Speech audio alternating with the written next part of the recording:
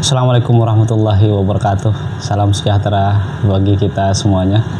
Teman-teman sekalian, kali ini saya ingin merekomendasikan satu topik atau judul skripsi tentang permasalahan lansia.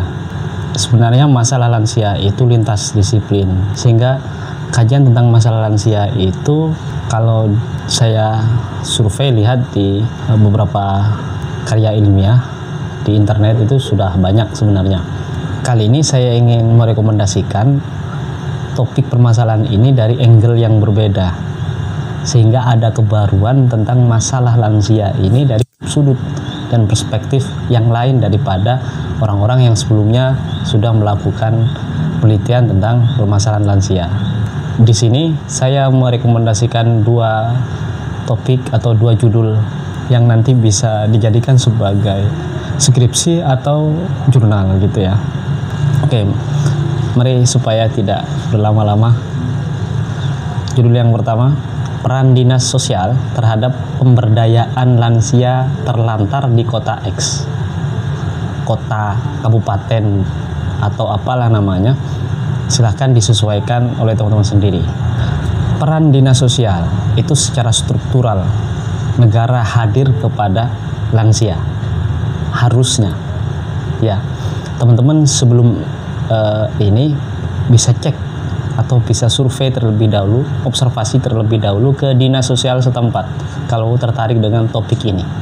Sejauh mana mereka itu sudah melakukan apa untuk para lansia terlantar ya.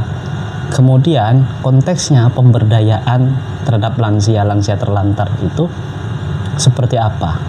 Mungkin teman-teman bertanya, untuk apa melakukan pemberdayaan terhadap orang-orang yang sudah lanjut usia? Bukankah mereka itu adalah usia-usia yang tidak produktif? Begini, para lansia yang umurnya di atas 60 sampai dengan 65 atau sebelum 70 itu masih banyak loh yang bisa produktif, yang bisa diberdayakan. Terkait dengan lansia terlantar, saya yakin teman-teman itu sudah pernah melihat, ketemu setiap hari gitu dengan orang-orang tua yang hidupnya memilih tinggal di jalanan, menjadi pengemis, menjadi macam-macam lah. Kadang-kadang hanya duduk di depan Indomaret atau Alfamart. Itu sangat banyak sekali. Peran negara melalui dinas sosial itu harusnya juga bertanggung jawab untuk paling tidak memberikan pemberdayaan kepada mereka. Istilahnya kalau misalkan bisa dipekerjakan, ya dipekerjakan gitu ya. Dan bagaimana kalau misalkan mereka ini masih punya anak yang masih produktif, menghubungkannya ke anak gitu kan, itu konteksnya juga pemberdayaan. Sehingga penting untuk mengkaji ini tentang peran dinas sosial terhadap pemberdayaan lansia yang terlantar itu. Tapi saran saya teman-teman, sebaiknya survei, observasi terlebih dahulu terhadap dinas sosial, bagaimana mereka melakukan asesmen terhadap para lansia terlantar itu. Karena ini tanggung jawab negara. Kalau kita perhatian terhadap orang tua itu, saya yakin mereka akan memberikan pelayanan yang baik gitu. Artinya pelayanan yang baik itu tidak menunggu, mereka mencari itu, mendatangi para lansia-lansia terlantar di jalanan itu untuk dididik, untuk diberdayakan, untuk dirawat. Karena mereka itulah yang merawat bangsa kita yang ada saat ini kan ya.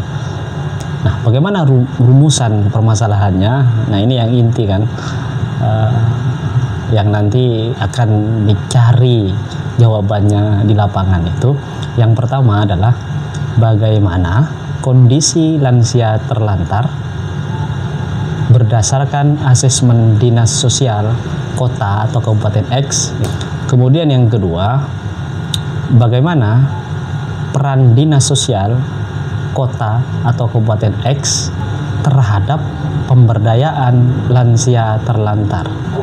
Judul berikutnya, dukungan sosial dan ekonomi bagi lansia di lingkungan keluarga prasejahtera. Ini sebenarnya kata halus dari keluarga ekonomi rendah atau ekonomi miskin, masyarakat miskin lah istilahnya. Nah, sebenarnya kalau kita lihat secara logis, orang-orang yang terlantar, orang-orang tua ya, yang di jalanan mengemis dan seterusnya itu sebagian besar dari mereka itu dari keluarga yang ekonomi lemah, sehingga mereka memilih menjadi orang yang meminta-minta di hari tua. Itu mengenaskan sih sebenarnya. Bagaimana peran dan tanggung jawab keluarga, anak-anak mereka gitu. Meskipun tidak semua lansia yang memilih hidup terlantar, meminta-minta, itu dari keluarga ekonomi lemah. Ada juga yang dari ekonomi yang menengah atau bahkan ke atas, tetapi orang tuanya memilih untuk hidup di luar, meminta-minta kepada orang lain. Kita melihat itu kurangnya dukungan sosial terhadap orang tua. Orang tua itu kan emosinya, kalau bahasa sederhananya, orang tua itu kembali menjadi anak-anak kecil lagi yang butuh perhatian. Sementara anak-anak mereka itu kan sibuk bekerja. Kadang-kadang kalau yang di perkotaan berangkat pagi, pulang malam udah capek, tidur nggak sempat ngomong sama orang tua. Sehingga mereka itu merasa, kok anak saya tidak mengajak saya ngomong, sehingga mereka menjadi kesepian, menjadi merasa kurang diperhatikan dan seterusnya. Itu dari aspek sosial, dukungan sosial di lingkungan keluarga. Apalagi pada keluarga yang hidupnya prasejahtera atau miskin itu. Mereka untuk menghidupi dirinya sendiri, anak-anaknya itu aja susah, apalagi membantu orang tua kan. Makanya ada istilah di pedesaan itu, semakin banyak anak semakin banyak rezeki bagi orang tua, karena anak-anak mereka itu di hari tua diharapkan untuk membantu mereka secara ekonomi kan. Kalau banyak anak, ada kemungkinan anak-anaknya bekerja lebih banyak, sehingga kadang-kadang di keluarga itu orang tua dibantu sepenuhnya oleh anak iuran gitu.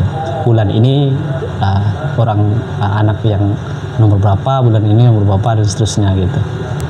Di sini kita ingin lihat dukungan sosial ekonomi bagi lansia di lingkungan keluarga prasejahtera itu seperti apa. Karena seperti saya katakan bahwa ekonomi rendah, ekonomi lemah, keluarga anak-anaknya yang lemah secara ekonomi, maka pasti akan kesulitan untuk memenuhi kebutuhan ekonomi orang tuanya. Ketika ekonominya ini sulit, maka ini akan berdampak ke yang lain-lain kan. Kalau kita mengikuti Marx, basic structure itu adalah ekonomi yang itu mempengaruhi aspek psikologi, aspek sosial dan seterusnya. Jadi kalau dukungan ekonomi tidak ada, maka itu berempet ke menganggap kurangnya perhatian, sehingga dukungan sosial berkurang, kan begitu sederhananya. Nah, inilah yang mau kita teliti. Maka bagaimana rumusan masalahnya yang nanti bisa kita teliti? Yang pertama adalah bagaimana dukungan sosial dan ekonomi bagi lansia di lingkungan keluarga prasejahtera. Kemudian yang kedua, apakah faktor dukungan sosial dan ekonomi dapat meningkatkan kualitas hidup lansia pada keluarga prasejahtera? Ini untuk memastikan sebenarnya meskipun secara teoretik, secara logis, semakin rendah dukungan ekonomi, maka dukungan sosial juga berkurang. Karena dukungan sosial itu oleh masyarakat kita dipersepsikan dengan memberi, kan gitu. Memberi secara ekonomi berarti memberi dukungan sosial, kan juga gitu. Inilah yang bisa saya rekomendasikan bagi teman-teman yang ingin meneliti tentang permasalahan lansia. Sebenarnya masih banyak, cuman saya belum sempat lagi untuk melihat-lihat ini. Nanti di video-video selanjutnya nanti akan dibahas juga tentang masalah lansia, kelanjutan mungkin dari judul yang ada di video ini. Semoga bermanfaat. Assalamualaikum warahmatullahi wabarakatuh.